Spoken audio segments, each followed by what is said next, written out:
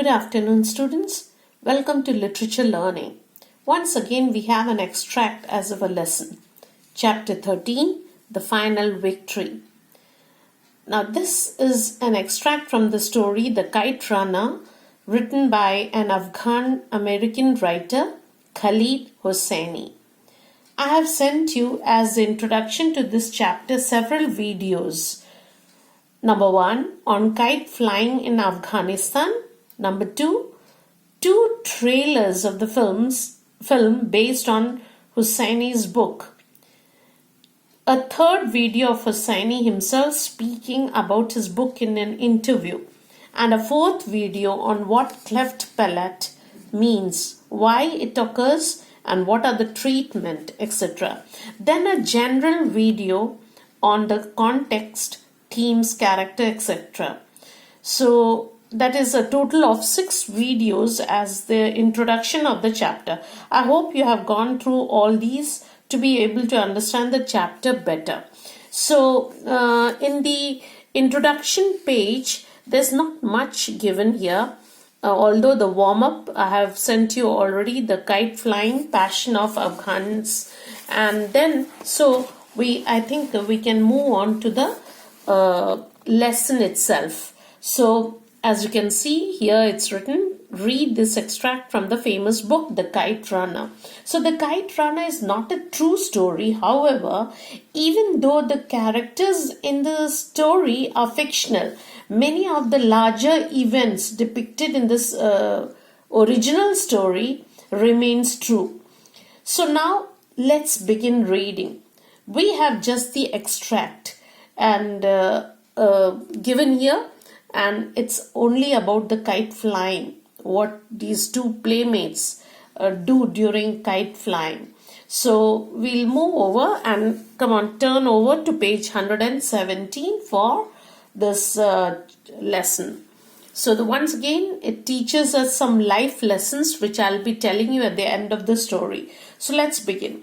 So read the introduction page first. You yourself should go through that. And as I told you, it hasn't got much in it. A warm-up section is important, but then go through all that. I've already shared videos, and as we said, this lesson is an extract, an abridged edition, and so we need not go deep into the original story. The extracted story is given here, and we go on reading. Let's read. The story so far. Amir is the son of a rich Afghan and he calls his father Baba. So the characters we have the main character here, Amir, who is the narrator also, and he calls his father Baba. Ali is the servant in the house. So Ali is a servant. Hassan, the only son of Ali, is born with a cleft palate. So Hassan has got a cleft palate. Now I've already shared a video on what exactly this cleft palate means. So the boy is ridiculed by all because of his cleft palate. So he is ridiculed, means he is made fun of. People laugh at him, mock at him because of his cleft palate. And what is a cleft palate? It's an abnormal condition of the roof of the mouth is not able to join together, and it stays apart, and therefore there's difficulty in speaking. So because of it, his playmates or his friends make fun of him, and therefore he is ridiculed. So they were playmates together in all childhood games. Who? Hassan and Amir. Amir, who is motherless, now that's important, struggles to win his father's adoration. So all the time he is bothered about winning his father's deep love. Adoration means the deep love or his attention. So he is scheduled into taking part in a kite fighting contest by Hassan. He is scheduled means he is persuaded, or he is asked to urged to join in the kite fighting contest by Hassan. So both of them take part in the contest.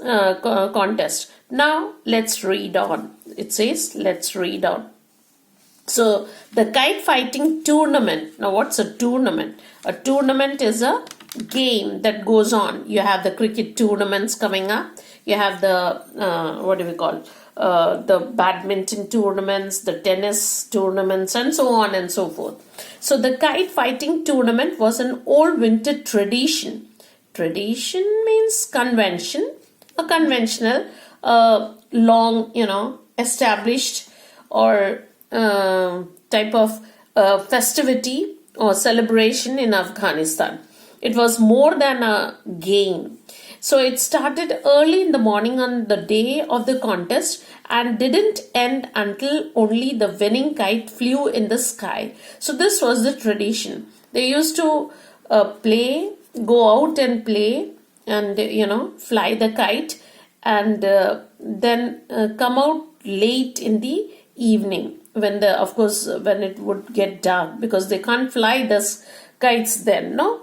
So they would stop and come back, return. So once the tournament outlasted daylight, but one day what happened? It outlasted means it lasted more than the daylight. So it went on even in the daylight faded, still they went on. So people gathered on walks and roofs to cheer for the kids. So all of them, people would be on top of the roofs to cheer for the children who were playing or, in the tournament. The streets filled with kite fighters jerking and tugging on their lines. So the streets were filled with children or kite fighters who would join in, and they would be jerking, means they would be quickly pulling, or it's a kind of, sudden sharp pull. So they would be tugging at, with a quick movement of their hands, tugging on the lines. Tugging means pulling, or with vigor, or with great effort on the line, squinting up to the sky. Why squinting? Because of the, looking towards the sky. So you have the reaction to the reflecting strong light of the sun probably. So when you look up, naturally the sun is there up in the sky, and because of the reflection of the great light, we squint, isn't it? So trying to gain position to cut the opponent's light. So each time a person would be trying to cut the line. Line here means the thread of the opponent's line. Opponent is the rival's line. So every kite fighter had an assistant and in my case, Hassan, who held the spool and fed the line. So every kite fighter would have an assistant. Why? To go and, hold the kite on top of his head and then jump to send it up in the air when the opponent would lift the thread up from the spool. And what is the spool? The spool is in Hindi we call it latai. So the spool is the round sort of thing, drum sort of thing, which holds all the line. So twisted line on it. And so he goes on feeding the line. The fun began when a kite was cut. So whenever the kite comes down or it is cut. Now, one thing you should remember, kites are actually, when they fly kites, they don't use the ordinary thread. If you use the ordinary thread, naturally it can be cut very easily. But they use glass, crushed glass, and then they sharpen the thread in such a way that it becomes very, very sharp. And if you touch with your raw hands, or just go on touching with the flesh can tear off. So sharp it is. So it is used to cut other kites as well. That was where the kite runners came in. Those kids who chased the wind-blown kite drifting through the neighborhood until it came spiraling down in a field, dropping in someone's yard. So it'll come spiraling means turning, twisting. Turning in a whirlpool sort of thing, spiraling, coming down on a field or in someone's yard, backyard, or the close enclosed circle of a house on a tree or a rooftop. So it can land on anything. The chase got pretty fierce. So everyone would be running, running after the kites to get who would get so they'll count the number of kites they have cut and hoarding all the kites, counting it. They were very happy. They become very happy, and their parents are also happy because they are watching from the rooftop. So hordes of the kite runners swarmed the streets, and they would be running, hordes of them, lot of them, many of them, and showed past each other. Means they rubbed past, they went past each other, like those people from Spain. I'd read about once, the ones who ran from the bulls. So people who are running from the bulls, they looked as if they are running after something. One year, a neighborhood kid climbed a pine tree for a kite. And once, what happened? A neighborhood child, he climbed a pine tree to get a kite. And what happened? A branch snapped under his weight and he fell 30 feet. So he climbed up a tree to get a kite. But what happened when he got the kite? He was standing on a branch that snapped, means broke. And then he went down 30 feet and got severely injured. But he fell with the kite still in his hand. So he did not leave the kite. Although he fell, but he did not leave the kite. So that's funny, no? And when a kite runner had his hands on a kite, no one could take it from him.